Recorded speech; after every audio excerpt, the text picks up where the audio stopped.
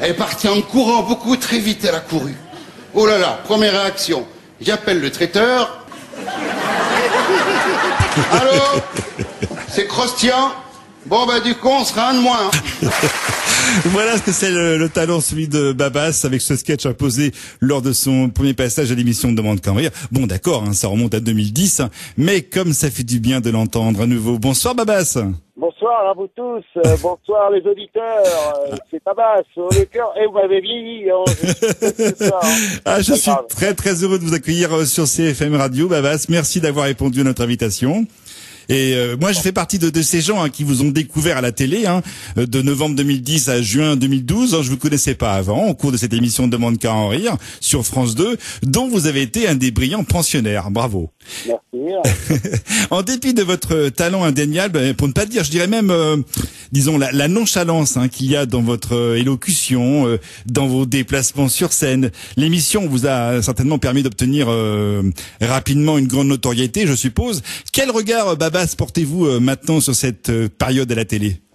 Une période extrêmement enrichissante qui m'a appris ce que c'était le travail sous pression. Ouais. Fallait faire un sketch par semaine minimum, et puis apprendre à travailler en groupe, parce que moi je suis quelqu'un de très sauvage et très indépendant, et donc ça m'a appris à m'ouvrir aux autres, à me confronter à des comédiens qui étaient beaucoup plus forts que moi aussi, parce qu'il faut accepter qu'il y a des gens qui sont plus forts que toi. Donc j'ai beaucoup aimé cette période, parce que ça m'a un petit peu fait voir ce que je n'aurais jamais vu, ce que je n'avais jamais vu tout seul auparavant, voilà. Alors j'aimerais qu'on remonte un peu le temps, Babas, qu'on évoque, si vous voulez bien, votre passé, notamment ce fameux cirque Archaos, si vous voulez bien. Vous étiez, j'ai lu quelque part, cracheur de feu, puis un jour il y a eu un accident, des brûlures, et vous êtes hospitalisé. Et je crois que c'est là que vous découvrez votre potentiel comique. Et j'ai retrouvé un article de 2005, je crois, dans la presse locale, qui dit, je vous cite, l'humour m'a guéri. Expliquez-nous. Oui, l'humour m'a guéri, parce qu'il y a un moment dans ta vie, il t'arrive des trucs, il t'arrive des pains, alors où tu décides d'être une victime et tu pleures tout le restant de ta vie, ou tu décides d'en rigoler, de démystifier, puis d'avancer avec d'autres qui ont décidé de t'aider. Voilà, bon, moi ça a été l'humour à ce moment-là, je l'ai choisi et je me suis pas trompé. Il y a un moment où tu te dis, si tu commences à pleurer, tu pleureras jusqu'à la fin de tes jours. Alors, faut arrêter, tu gagnes du temps, quoi. Alors, votre seul personnage, et c'est ce qui fait votre richesse, je trouve, moi, votre seul personnage que vous jouez sur scène est ce fameux Crustian. D'ailleurs, je sais pas si je le prononce bien, Crustian. Oui. Un personnage plutôt, alors je sais qu'on dit bonnet, enfantin, et surtout ayant quand même des difficultés d'élocution, alors que là, quand vous parlez, il y en a pas des difficultés d'élocution. Et pourtant, à chaque fois que je vous observe jouer ce personnage, Babas, moi, je peux pas m'empêcher de penser à un autre comique français qu'on n'oublie pas, et c'était Bourvil. Ouais. Ah, pas mal. ouais. Sans le vouloir, je suis fier d'entendre ce nom. Ah, moi, je pense à Bourvil lorsque je vous vois. Comment d'ailleurs vous est venue l'idée de créer ce personnage? Comment saviez-vous que le public allait forcément adhérer à ce Crustian? Bien, en fait, j'ai créé tout d'abord ce personnage grâce à un vieux pianiste de 75 ans qui était espagnol et qui avait du mal à parler. Et je trouvais que sa façon de parler était très touchante.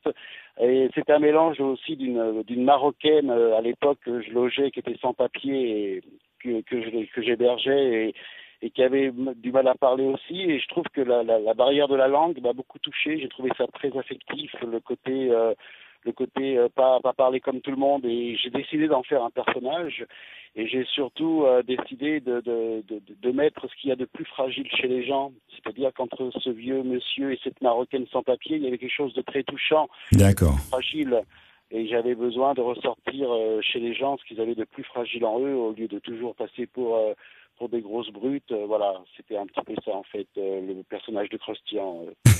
Vous avez donc appris votre métier, Babas, je crois, sur le tas. Je crois que c'est à Lyon, dans un café-théâtre, je sais plus. Ah oui, les pieds dans le plat. Comment ça s'est passé, ça? Comment ça s'est passé?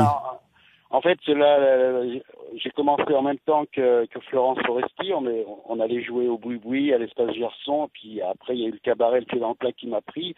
Mais c'était surtout les petits cafés-théâtres. Et à Lyon, on a de la chance parce qu'il y a quand même beaucoup de cafés-théâtres. Et avec Florence, on allait jouer on allait jouer au boui-boui pour 2 verres de Coca-Cola. Puis voilà, c'est passé d'une manière très pareille, très affective, parce qu'il y avait des gens autour de vous qui étaient toujours en train de vous encourager, et donc ça s'est passé. C'est à ce moment-là que vous avez testé le personnage Christian?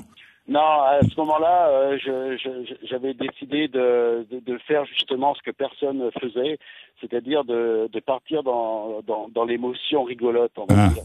Et ça n'a pas été facile.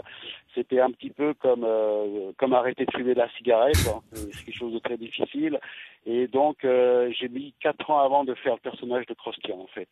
Et votre nom Babas, ça vient du monde du cirque? Ça vient d'où ça, Babas? Quelle est l'origine? Ça vient ça vient du cirque, puis aussi que je jouais toujours au flipper, et à Lyon, les flippers, on appelle ça des babas. Ah, voilà. D'accord. Ouais. Ah, d'accord.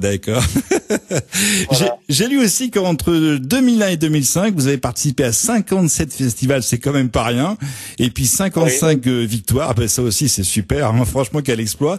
Est-ce que vous faites-vous aider pour l'écriture de vos sketchs, ou vous êtes l'unique auteur?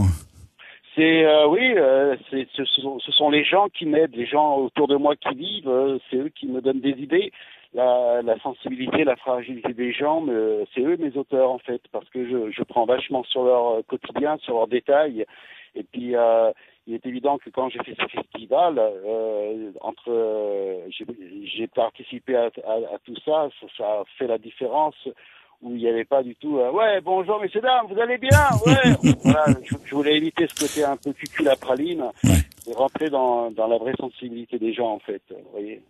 Question de nos auditeurs. Sandrine nous a laissé un message sur la page Facebook de l'émission. Sandrine de Montauban qui nous dit, lorsque vous avez écrit le sketch Le covoiturage avec Jérémy Ferrari, est-ce que ce sketch vous l'avez écrit ensemble et comment ça s'est passé? Parce qu'elle nous dit que Jérémy Ferrari, apparemment, il est un peu dur en écriture, c'est vrai? Ah il est très exigeant, mais Jérémy Ferrari, c'est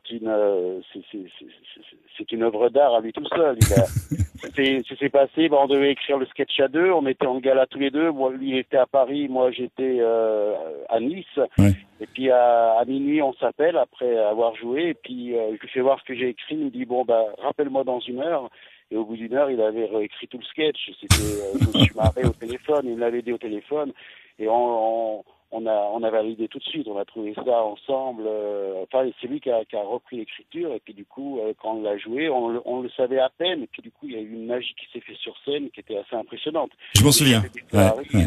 Jérémy Ferrari, c'est même plus du talent, c'est du génie. Il a une écriture qui est fabuleuse. Enfin, moi, j'adore.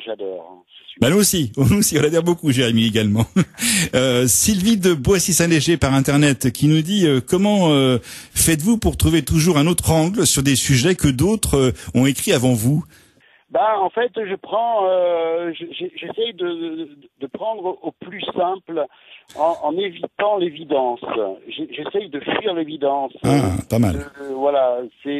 L'évidence me fatigue beaucoup, je dirais même carrément, elle m'emmerde. Donc, j'essaye de prendre de l'angle de quelque chose qui peut être absurde et qui pourrait me faire rire. Et à partir du moment où j'en rigole, et là, je dis c'est bon, tu peux y aller. Voilà, c'est toujours des angles un petit peu originaux que j'aime prendre et que j'aime prendre. Pas mal. Patrice de Montauban, il nous dit, lui, vos trous de mémoire à la télé sont vrais ou c'est faux pour faire le buzz?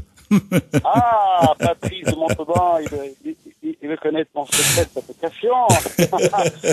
Il y en a eu des vrais, il y en a eu des faux. Après, ils sont quand même souvent vrais, et j'en joue, et ça me rend maladroit, et cette maladresse touche. Donc je veux surtout pas répéter avant d'aller sur scène, car je trouve que cette maladresse me rend séduisant vis-à-vis des gens finalement. D'ailleurs, je crois me souvenir que dans le sketch Le covoiturage, vous avez eu un trou de mémoire, il me semble, et pourtant vous êtes bien retombé sur vos pattes, hein. Avec Jérémy, il y a intérêt à retomber sur ses pattes. Sinon, ta gueule après. Non, avec Jérémy, il m'avait mis en confiance. J'avais eu un trou de mémoire, et puis ce que les gens n'avaient pas vu, c'est qu'il sur le bout des lèvres, il m'avait dit un mot qui m'avait remis sur les rails. Voilà. Ah, on l'a pas vu ça. Ouais, non, personne ne l'avait vu, mais Jérémy, il savait à qui il avait affaire, Jérémy, et donc il a été vraiment super chef sur ce coup-là. Valentine de Montclar de Quercy, ici dans le Tarn-et-Garonne, elle nous dit, pensez-vous que tous les sujets peuvent faire rire et riez-vous vous-même de tout, Babas? Alors, non, je rigole pas de tout. Il y a des choses qui me font pas rire. Les trucs les plus macabres, les plus ignobles, j'ai pas vraiment envie d'en rire. Maintenant, moi, ce que je répondrais à cette dame, c'est que moi, je crois qu'on peut rigoler de tout, mais pas à n'importe quel moment. Voilà. On peut pas rigoler de tout à n'importe quel moment. C'est-à-dire que ce soir, je joue ce soir, et si je parle de Nice et de Daesh, Ouais. Ah, vous êtes parti. tout le monde va être mort de rire. Voilà, c'est une histoire c'est timide, en fait, vous voyez. Je sais que par moment on a des coupures. Hein. Je sais, Babas, que ce soir vous êtes sur scène dans la Drôme, je crois, précisément à Bourg-de-Péage. Ça s'invente pas, ça. Bourg-de-Péage. Bourg-de-Péage, voilà, tout le monde va être bourré. Non, c'est dans la Drôme, exact.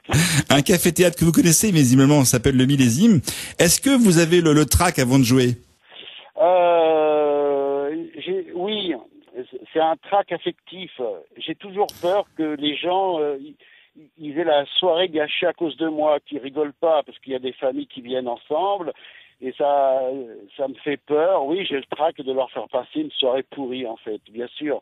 Donc ça motive, et à ce moment-là, en fait, ils sont vite amoureux de toi, les gens. Quand t'as peur voilà, c'est... Mais justement, est-ce que oui, j'ai le trac, oui. Justement, est-ce que vous avez un truc avant de jouer? Je sais pas, moi, je sais que Fernand Reynaud, il buvait une petite goutte avant de jouer. Est-ce que vous avez un truc comme ça, un truc qui vous libère avant de jouer? Oui, je pense à des choses positives. Je pense à des jolies choses, des jolis moments que j'ai vécu dans la journée. J'aime beaucoup les mots. Je pense qu'il y a des gens. Écoutez, merci Babas, merci beaucoup. Je vous dis merde pour ce soir. Et merci beaucoup. En tout cas, ce que je voudrais dire, tout à l'heure, on m'avait posé la question. Je pense que on peut rigoler de tout, mais pas à n'importe quel moment. Voilà, c'est très important de le signaler. Eh bien, ce sera le mot de la fin. Merci Babas, à très bientôt sur CFM Radio dans Micro-ondes. Et puis, si vous avez la bonne idée de passer un jour par chez nous, eh bien, nous ferons un plaisir de vous recevoir à CFM et de participer même à votre promo. Voilà. Merci beaucoup. Merci. À bientôt Babas.